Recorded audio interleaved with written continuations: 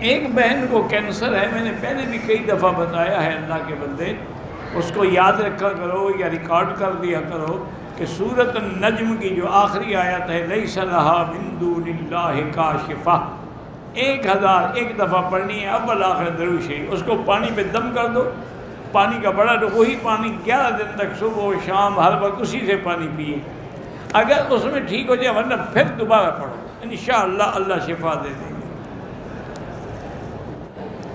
شیعہ کو جائے نماز دیں، وہ کوئی نماز پڑھتے ہیں کہ تم جائے نماز دو گے؟ وہ تو سال میں محرم میں جب جلوس نکالتے ہیں اس بھی مغربین پڑھتے ہیں، سڑک پہ کھڑے ہو کر 2 نمازیں اکٹھی پڑھ کے جان چھڑاتے ہیں، اللہ والا وضو بھی ہوتا ہے کہ نہیں ہوتا ہے؟ ان کو دینے کی کیا ضرورت ہے، کسی اہل سنت کو دو۔ اگر دیکھو ہر بریلوی برا نہیں ہوتا، اگر وہ قبروں پہ سجدہ کرتا ہے، غیر اللہ سے مدد مانگتا ہے، سرکار دو عالم کو ہر جگہ حاضر ناظر اس کے پیچھے نماز دی۔ حجر اسود کو بوسہ دینے کے لیے عورتیں لڑتی ہیں، بالکل حرام ہے، بوسہ دینا سنت ہے اور غیر مرد کو ہاتھ لگنا حرام ہے، اس لیے وہ دور سے اشارہ کر دیں۔ میرا بھائی بات یاد رکھو کہ اگر حضرت علی خانہ کعبہ میں پیدا ہوئے ہیں اور یہ کوئی فضیلت ہے تو حضرت علی نے تو کبھی یہ دعویٰ نہیں کیا بھئی تم باہر پیدا ہوئے، میں تو اندر پیدا ہوا ہوں، تم کیسے خلیفہ بن سکتے ہو؟ یہ 1400 سال کے بعد تمہارے مولوی کو کیسے دلیل بن گئی؟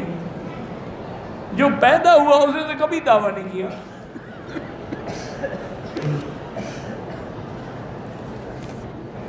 پاکستان سے آیا، عمرہ کیا، طواف کیا، اس نے بعد مجھے کسی نے کہا کہ طواف النساء بھی کرنا ہے، یہ شیعہ کا مسئلہ ہے، اس کا اہل سنت سے کوئی تعلق نہیں۔ وہ ایک طواف عمرے کا کرتے ہیں، پھر صفا دوڑتے ہیں، واپس آ کے طواف النساء کرتے ہیں۔ وہ کہتے ہیں کہ جب یہ طواف نہ کرو تو عورت خامد پہ حلال نہیں ہوتی۔ یہ عجیب مذہب ہے کہ نہیں؟ ویسے متع جائز ہے، طواف کے بغیر عورت حلال نہیں ہوتی۔ ایسا ڈھکوسلا مذہب آپ نے کہیں دیکھا ہے؟ متع کرو تو جائز ہے، صرف جائز نہیں بلکہ نعوذ باللہ ثواب ہے۔ انہوں نے اپنی کتابوں میں لکھا ہے کہ جو عورت متع کرتی ہے اور پھر غسل جنابت کر کے بالوں کو جھٹکتی ہے تو اس کے بالوں سے جتنے قطرے گرتے ہیں اس سے فرشتے پیدا ہوتے ہیں۔ انا للہ و انا الیہ راجعون۔ کہتے جی کہ آج فجر کے بعد دوبارہ جماعت کھڑی ہو گئی، وہ تو چاند گرہن لگا ہوا تھا اس کے لیے پڑھ رہے تھے۔ اصل مشکل یہ ہے نا کہ ہمارے ملکوں میں کوئی کام سنت کے مطابق تو ہوتا نہیں، چاند گرہن لگے، سورج گرہن لگے، کبھی وہاں کوئی نماز پڑھتا ہی نہیں، وہاں تو بس یہی میلاد شریف اور عرس شریف اور 40واں شریف اور 11ویں شریف، اس کا ہر کسی کو پتہ ہے۔ مرد کالا لباس پہن سکتا ہے، بالکل پہن سکتا ہے، کوئی منع نہیں ہے، لیکن چونکہ آج کل یہ شیعہ کا شعار بن گیا ہے اس لیے بہتر ہے کہ نہ پہنا جائے،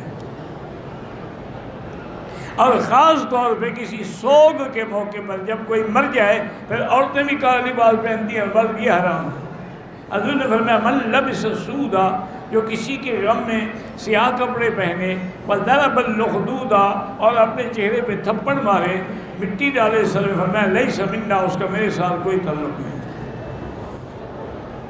کہتے جی کہ آپ نے کتنی شادیاں کی ہیں، کیوں آپ میری کوئی مدد کرنا چاہتے ہیں؟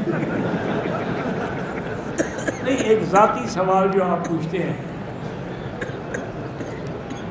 اگر آپ مدد کرنا چاہتے ہیں ٹھیک ہے، اچھی بات ہے، میں دعا کروں گا، ضرور کریں۔ ابھی تک تو ایک شادی ہے، اگر آپ مہربانی کریں گے تو پھر 2 ہو جائیں گے۔ اگر 2 بیویاں ہیں میری، ایک ہی کمرے میں، ایک دوسرے کے سامنے میاں بیوی ہم بستر نہیں کر سکتے ہیں، دوسرے کو ایذا پہنچانے کی اللہ نے اجازت نہیں دی۔